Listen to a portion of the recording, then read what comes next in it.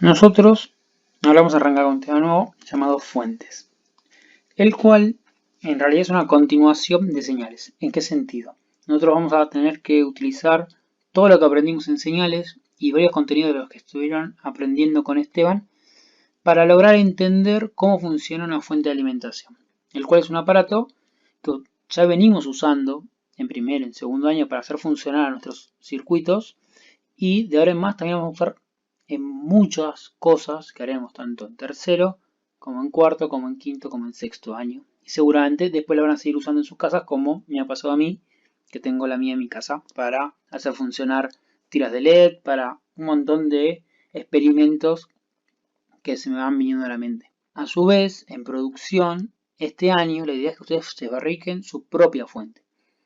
Que si en el peor de los casos hay alguna parte que no funcione, si hay algo que no funciona, los contenidos que verán conmigo en este tema les va a servir para repararlo, solucionarlo y poder llevárselo a sus casas en perfectas condiciones.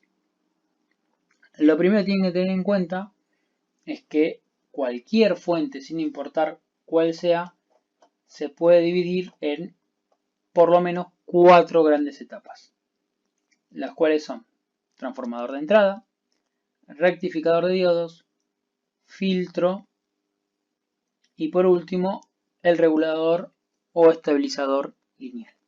O sea, básicamente nuestra fuente va a transformar los 220 volt que tenemos en el enchufe de pared, que es una señal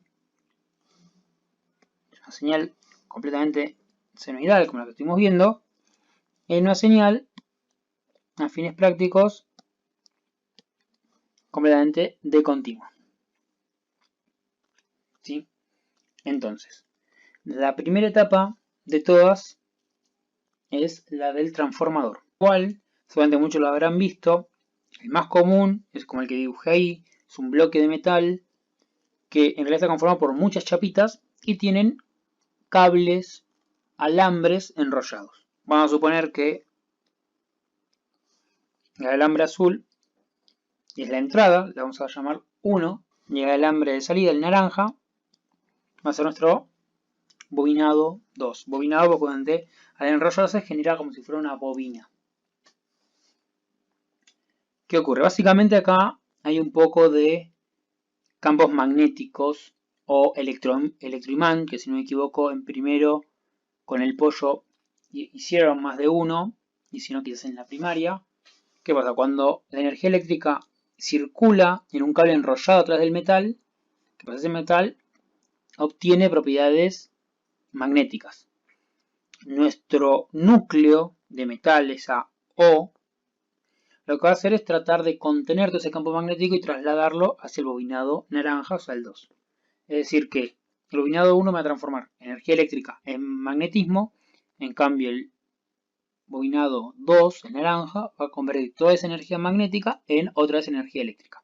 En cuarto van a ver bien las propiedades del magnetismo y cómo pasa a nivel físico, pero a nosotros lo que nos importa es que la gran señal de entrada, ¿no? Que son 220 volt, se va a transformar en una señal más chica, más adecuada a lo que nosotros queremos, que por ejemplo puede ser, ¿por qué no?, de 20 volt. Cuando hablamos de 220 o de 20, estamos siempre hablando en valores eficaces. Si se acuerdan, en el TP número 4 había una señal de 311 volt de amplitud, que al pasarlo a valor eficaz se convertía en nuestros 220 que tenemos en los enchufes de las paredes. En cambio, el naranja, si es de 20 volt eficaces, va a ser de aproximadamente 30 y pico volt de amplitud.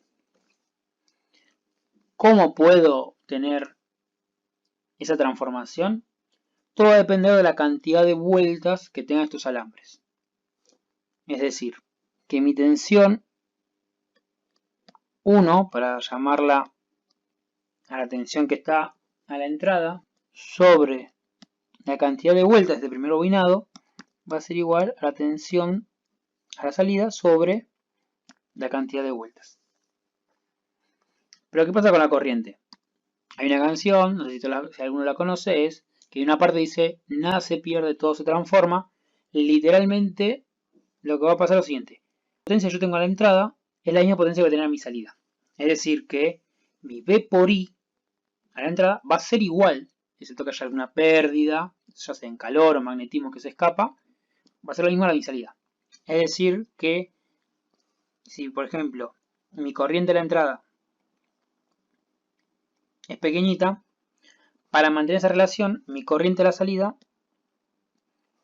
va a ser mucho más grande. Es decir que, a diferencia de la tensión, con la corriente la relación es al revés. Mi corriente de entrada sobre la cantidad de vueltas a la salida es igual a la corriente a la salida sobre la cantidad de vueltas a la entrada. Estas dos ecuaciones yo también las puedo unificar en una única ecuación, la cual sería la siguiente. B1 sobre B2 es igual a la cantidad de vueltas del bobinado 1 sobre la cantidad de vueltas del bobinado 2, y esto va a ser igual a mi corriente de salida sobre mi corriente de entrada. Por eso la relación que hay entre la tensión y la corriente es inversa. A medida que la tensión sube, la corriente baja, o a medida que la tensión baje, la corriente sube. La siguiente etapa es la del rectificador, la cual se va a encargar de eliminar la parte negativa. Nosotros, a la salida del transformador, obtuvimos una señal senoidal, pero más chiquita, pero sigue teniendo un lado positivo y un lado negativo. Entonces, yo lo que voy a querer de esta etapa es deshacerme de todo lo que está por debajo de la línea de los ceros. El rectificador más sencillo es el de un solo diodo, el cual, ¿cómo funciona? Cuando yo estoy en la parte positiva, mi señal viene por acá, se encuentra con el diodo, al estar en directa, pasa, sigue de largo. Buenísimo, quiere decir que mi rectificador de un solo diodo pasó la prueba. Pero ¿qué pasa cuando voy al lado contrario? Cuando mi señal ahora venga por acá abajo y llega el diodo, se lo encuentra en inversa. Quiere decir que mi diodo no va a circular. Se queda en cero. Vuelve la parte positiva, negativo, positivo, negativo. ¿Cuánto consume el diodo?